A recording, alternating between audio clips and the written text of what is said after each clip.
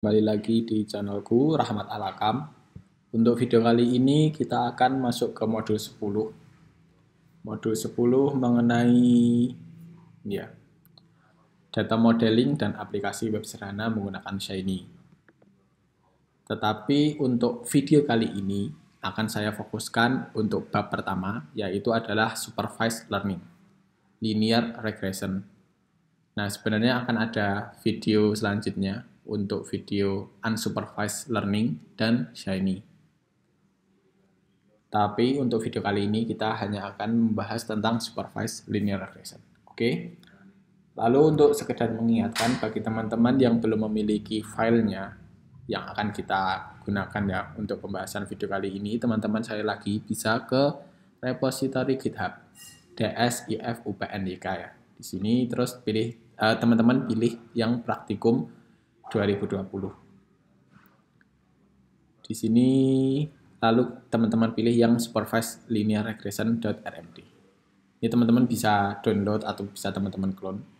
Kalau misalnya teman-teman udah lakukan, sekarang teman-teman bisa membuka RStudio-nya dan membuka file supervised linear regression. Oke. Kalau misalnya belum, teman-teman bisa pause dulu video ini. Kalau yang udah, mari kita lanjut ke materi. Nah, untuk materi kali ini berkaitan tentang data modeling dengan menggunakan pembelajaran mesin. Nah, ini kan adalah aktivitas ya yang seringkali dilakukan dalam siklus data science. Sangat menarik apabila memiliki kemampuan untuk membuat prediksi suatu hal. Nah, untuk bahasa pemrograman R ya yang kita gunakan, itu memiliki fitur bawaan yang sangat mumpuni untuk pembelajaran mesin.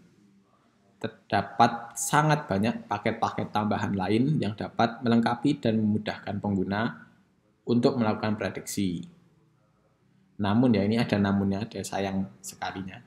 Keragaman dan banyaknya jumlah paket tersebut juga menyebabkan adanya hambatan, seperti hambatan pada alur kerja. Seringkali ya, beberapa paket itu memiliki tujuan dan metode yang sama, namun menggunakan istilah yang berbeda dalam argumen serta keluaran fungsinya.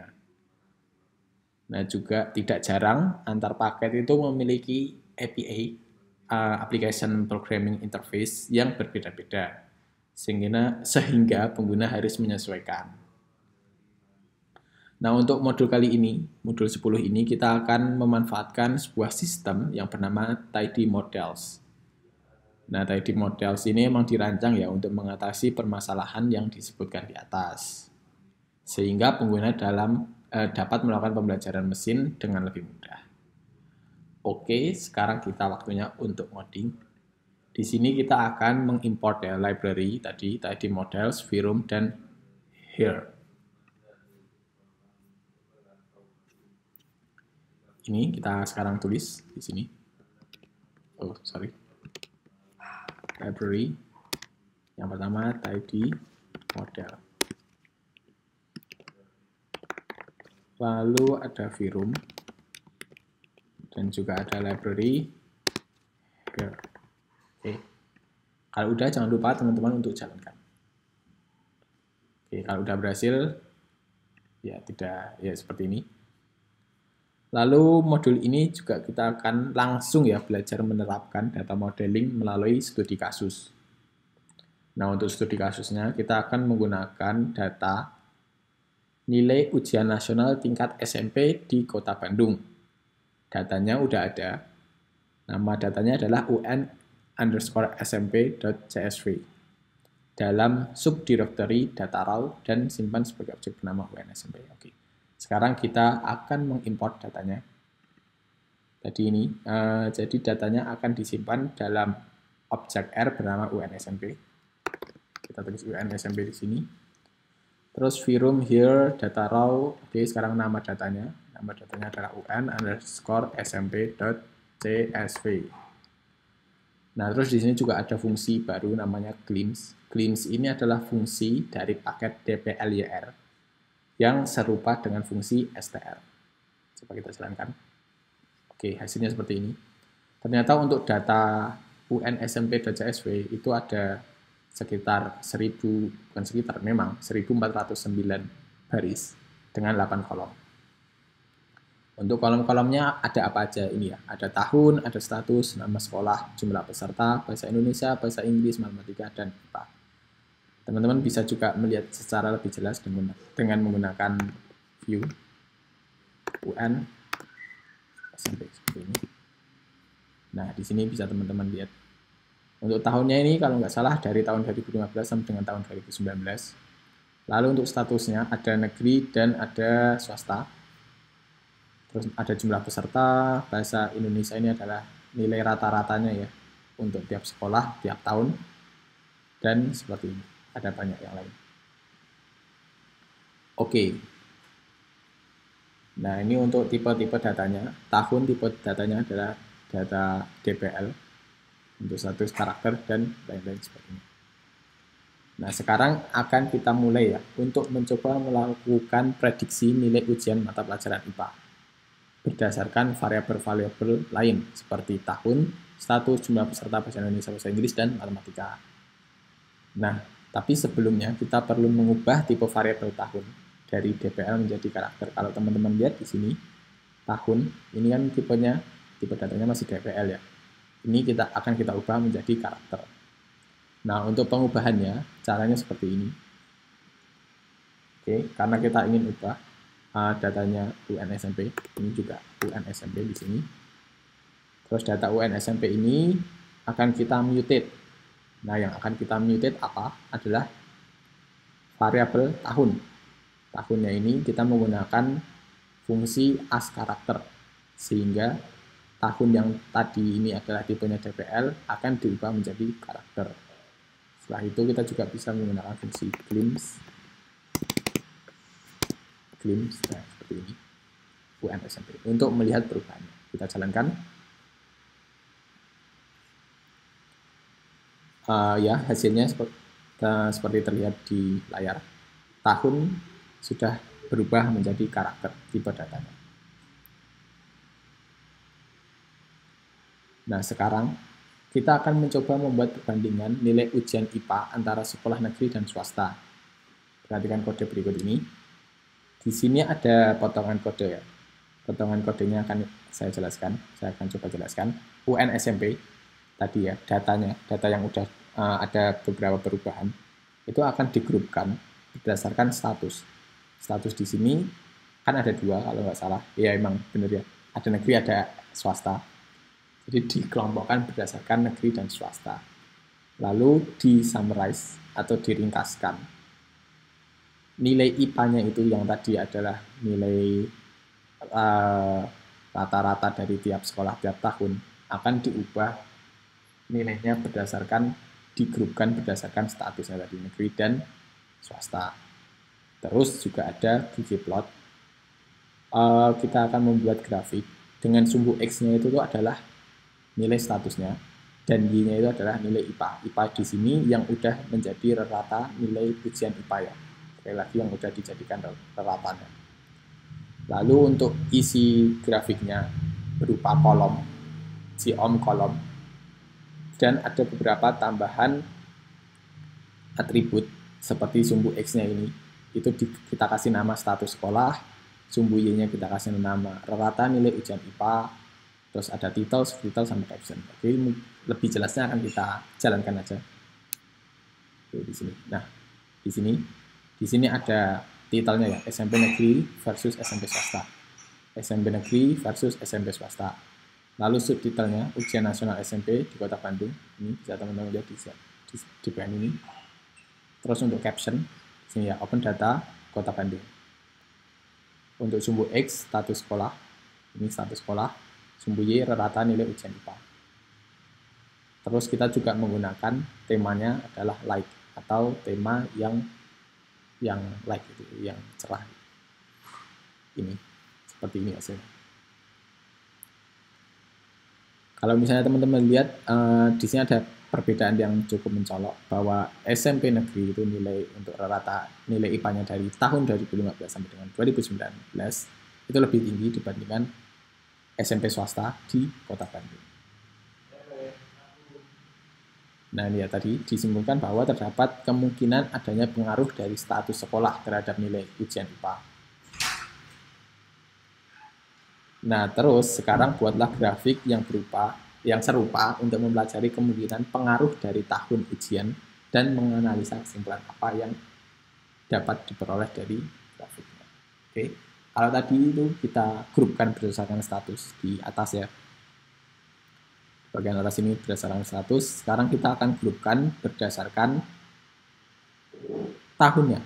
Sama ya, masih yang kita cek adalah nilai rata IPA-nya. Terus sumbu X sekarang kita ubah menjadi tahun. Kalau sebelumnya adalah status. Terus juga ada beberapa perubahan untuk atribut sumbu X di sini. Kita kasih namanya adalah tahun pelaksanaan. Sekarang kita coba run, kita jalankan. Oke. Di sini sudah digrupkan berdasarkan tahun, sudah dikelompokkan berdasarkan tahun untuk rata nilai ujian IPA untuk SMP negeri dan SMP swasta. Kalau kita lihat ini grafiknya naik turun fluktuasi. Dari sini naik terus turun terus naik lagi. Oke. Nah, selanjutnya kita akan melakukan tahap pertama dari pembelajaran mesin. Yang pertama yaitu adalah membagi data yang kita miliki ke dalam dua kelompok. Nah, di sini akan data UN SMP akan diinisial splitkan atau akan dibagi menjadi data training dan data testing. Nah, data training ini akan digunakan untuk membuat pemodelan. Sedangkan untuk data testing akan digunakan untuk menguji performa model yang kita buat. Kita bisa memanfaatkan tadi ini initial split dari paket R sample. Oke. Sekarang kita coba jalankan aja ya. Jalankan di sini. Nah, ketika kita menggunakan data UN SMP, lalu kita juga menggunakan fungsi initial split yang disimpan hasilnya dalam UN SMP split, lalu kita tampilkan di sini, maka akan tampil seperti ini. Nah, ini adalah apa? Ini adalah data UN SMP yang sudah dibagi menjadi dua, yaitu adalah data training sebanyak 1057 dan data testing sebanyak 352. Lalu untuk totalnya ya, itu adalah dari 1409 data. Jadi tadi data UN SMP yang ada 1409 data, 9 baris, itu dibagi menjadi dua, 1057 untuk data training dan 352 untuk data testing. Seperti itu. Nah, ini adalah metadatanya atau informasi baris mana dari UN SMP yang akan digunakan sebagai data training dan data testing. Nah, kita bisa melihat data trainingnya dan data testingnya seperti apa isinya. Kita bisa melihat data training dengan memanggil fungsi atau menjalankan fungsi training di sini. Terus untuk argumennya kita isi data UN SMP split, lalu kita jalankan. Nah, oke. Di sini kita bisa melihat data-data yang akan digunakan sebagai data training dari UN SMP. Dan datanya itu ada berapa ini? Ini 1057 row. Ada 1057 data. Nah, lalu bagaimana dengan data testing? Nah, untuk data testing bisa kita tulis seperti ini.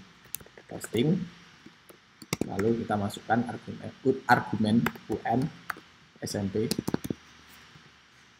split. UN SMP split. Ya, seperti ini. Lalu kita jalankan, kita coba dulu. Ya, oke. Nah, untuk datanya, yang untuk data testing di sini terlihat hanya ada 352 row saja. Seperti itu. Oke, lalu lanjut untuk pembelajaran mesin. Sebelum membuat model, kita harus melakukan yang namanya pre-processing dulu. Hal tersebut penting dilakukan agar data tersebut dapat memenuhi prasyarat sehingga algoritma dari model dapat berjalan dengan baik dengan performa yang bagus. Nah, contohnya itu pada metode regresi linear.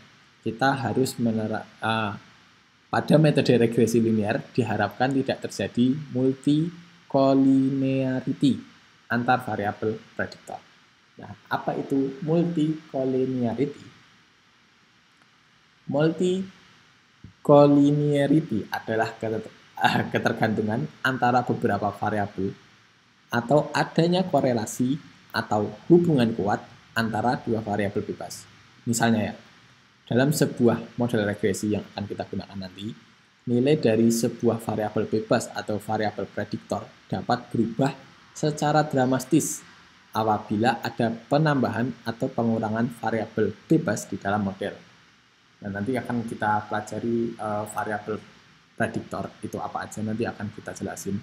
Nah, di situ kalau misalnya ada penambahan atau pengurangan variabel bebas di dalam model, maka akan terjadinya multicollinearity. Multicollinearity itu tidak mengurangi kekuatan prediksi, namun mempengaruhi nilai prediksi dari sebuah variabel bebas. Mengapa harus dihindari? Ya karena jika terjadi multicollinearity, maka sebuah variabel yang berkorelasi kuat dengan variabel lainnya di dalam model, kekuatan prediksinya tidak handal dan tidak stabil. Seperti itu. Nah, ini jadi kayak preprocessing ini harus kita lakukan ya. Sehingga agar tidak terjadi multicollinearity ya. Nah, lalu ada beberapa metode klasifikasi yang diharapkan agar skala yang digunakan lain-lain. Oke. Dalam trading model, tahap preprocessing tersebut dianalogikan sebagai resep sehingga dapat mudah dipahami. Kita dapat menggunakan fungsi recipe, update role, dan fungsi step seperti ini. Nanti ada beberapa jenis stepnya ya, ada step chart dan lain-lain dari paket recipes untuk membuat resepnya. Oke, seperti ini. Jadi sekali lagi, tadi itu kan kita memiliki data ya. Datanya itu yang pertama dibagi menjadi data training dan data testing. Nah, sebelum kita melakukan pemodelan, kita harus melakukan preprocessing dulu. Preprocessing ini bisa dianalogikan sebagai resep. Kalau misalnya teman-teman ya, misalnya mau masak daging. Nah, ketika mau masak daging itu tuh, dagingnya itu dibagi dua dulu itu. Daging yang emang digunakan untuk dimakan dan daging yang akan digunakan untuk quality control. Nah, yang quality control ini itu seperti data testingnya, sedangkan yang akan dimakan itu adalah data trainingnya. Terus dagingnya ini akan kita olah berdasarkan resep yang sudah ada sebelumnya. Nah, resepnya ini yang akan kita buat di sini ya. Codingan ini adalah suatu resepnya. Oke, sekarang kita akan mencoba untuk menjelaskan resep ini. Jadi UN SMP Recipe ini adalah data dari data training tadi ini. Lalu kita akan menginisialisasi resepnya. Nah, caranya dengan memanggil update role, fungsi update role. IPA new role outcome. Terus juga ada update role, tahun, status, jumlah peserta, bahasa Indonesia, bahasa Inggris, matematika. Ini role-nya atau apa ya? Role ya. Role itu apa sih role? Sebagai prediktor.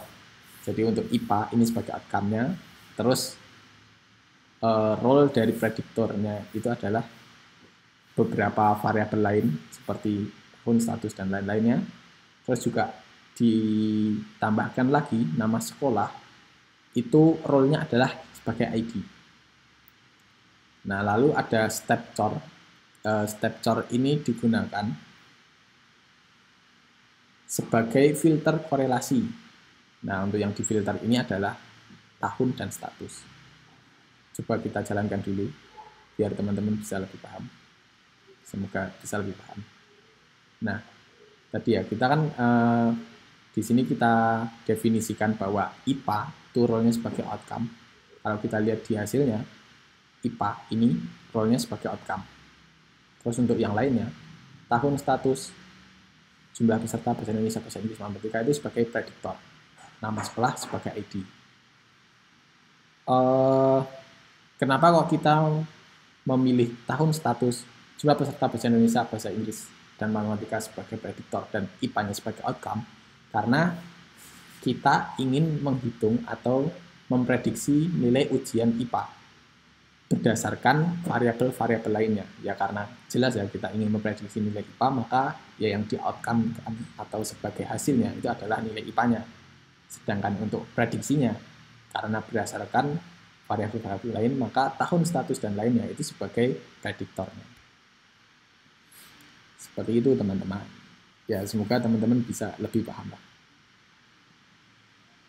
Nah, kalau di sini ya terlihat bahwa ID-nya itu ada 1 jumlahnya, role ID variabelnya ada berjumlah sejumlah 1 dan outcome-nya juga 1, sedangkan untuk prediktor itu variabelnya ada 6. Jadi akan berdasarkan 6 jenis variabel yang mempengaruhi nilai ujian IPA.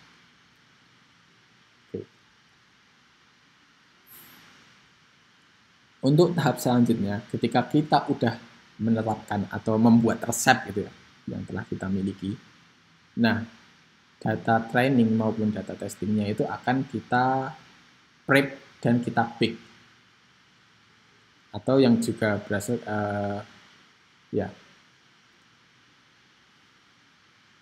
tahap selanjutnya adalah kita harus menerapkan resep ya. Tadi kalau resepnya itu udah kita buat, sekarang kita terapkan dengan menggunakan prep dan bake.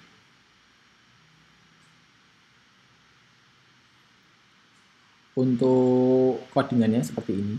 Jadi UN SMP Training.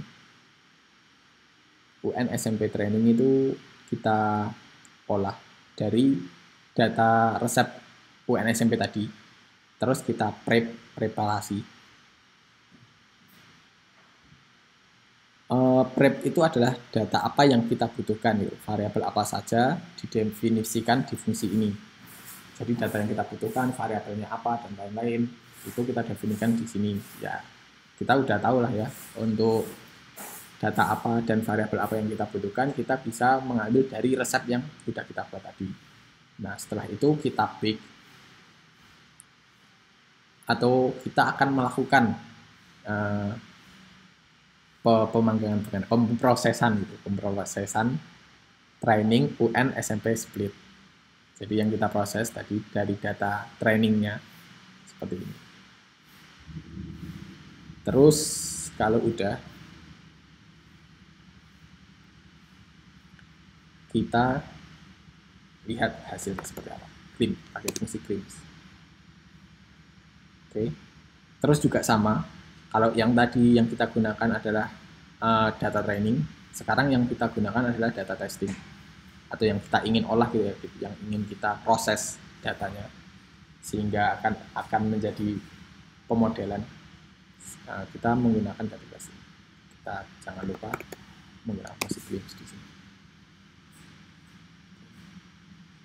Nah, hasilnya seperti ini.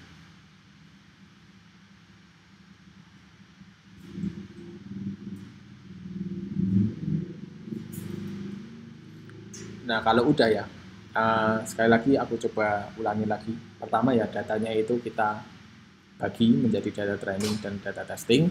Setelah itu, kita menerapkan pre-processing dengan membuat suatu resep. Nah, kalau udah, tadi datanya itu, datanya yang kita bagi menjadi 2, kita terapkan resepnya. Kalau udah, baru kita akan membuat pemodelannya. Seperti ini. Oke, untuk pemodelan kali ini kita akan menggunakan linear regression. Jadi untuk pembuatan codingannya seperti ini, UN SMP LM itu memanggil fungsi linear regression dengan modenya regression. Terus kita juga set engine-nya adalah LM, ya LM. Terus fit. Nah, fungsi fit itu apa? Fungsi fit itu adalah kita mempersiapkan parameter untuk model yang akan kita gunakan. Untuk set engine-nya lah, untuk set engine ini untuk memanggil fungsi model apa yang akan kita gunakan, karena di R itu modelnya sudah jadi fungsi yang tinggal kita panggil.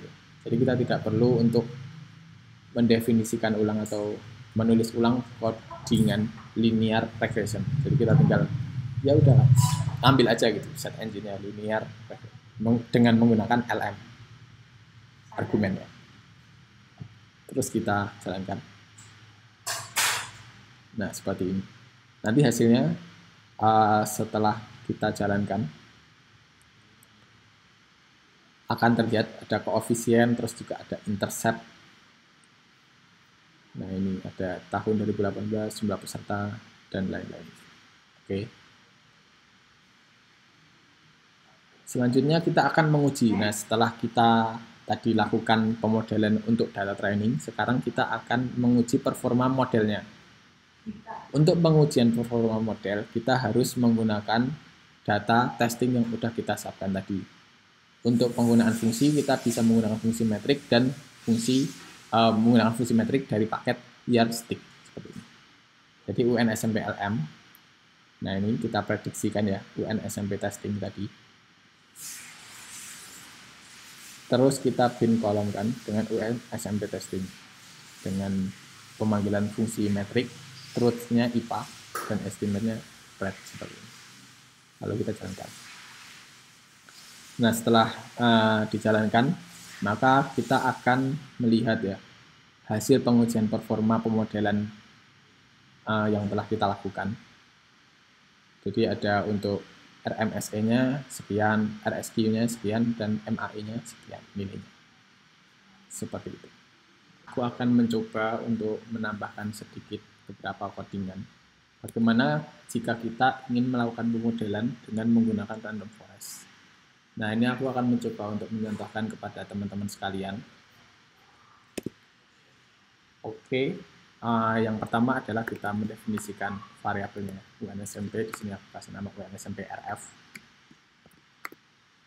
Terus kita memanggil fungsi random forest seperti ini dengan argumen mode sama dengan regression, tulisannya regression. Lalu menggunakan operator pipe set engine. Engine yang digunakan adalah Ranger operator pipe lagi. Lalu kita panggil fungsi fit, kita tulis IPA minus nama sekolah, koma, data yang kita gunakan adalah UN SMP training. Terus kalau udah UN SMP RF. Kita jalankan. Oke, berhasil. Hasilnya adalah seperti ini. Jadi ada beberapa informasi di sini. Nah, setelah itu kita akan mencoba untuk melakukan pengujian performa dari pemodelan random forest. Dengan cara UN SMP RF random forest. Kita akan lakukan operator pipe. Kita akan lakukan predict dengan argumennya tadi UN SMP training.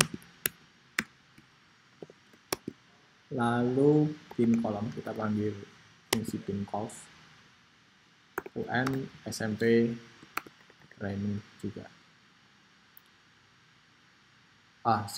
Karena ini testing ya, kita menggunakannya adalah data testing. Salah.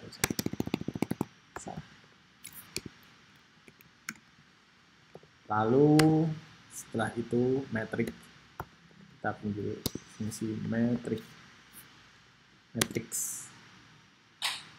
dengan argumen truth sama dengan IPA, estimate-nya sama dengan berat. Lalu kita coba jalankan. Oke, sekarang kita bisa melihat ya hasilnya. RMSE-nya nilainya 2,9, RSQ-nya 0,94, MAE-nya 2,15. Kalau kita bandingkan dengan di sini. Ya, untuk di sini untuk nilai RMSE dan MAE-nya cenderung lebih besar ya. Untuk RMSI-nya lebih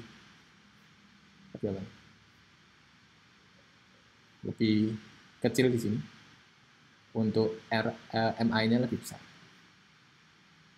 Ya, lebih besar yang di sini. Terus untuk RSQ-nya kurang lebih sama 0,9. Ya, seperti itu. Ya, mungkin hanya ini yang dapat saya sampaikan. Terima kasih telah menonton video ini. Saya mohon maaf jika terdapat kesalahan dalam penyampaian materi. Jika teman-teman merasa ada koreksi dari penyampaian materi saya, teman-teman bisa melakukan koreksi di bagian komen. Setelah itu juga saya ingin mohon maaf atas keterbatasan ilmu yang ada dalam diri saya. Ya, terima kasih telah menonton. Semoga video ini bermanfaat dan sampai jumpa di video selanjutnya. Bye-bye.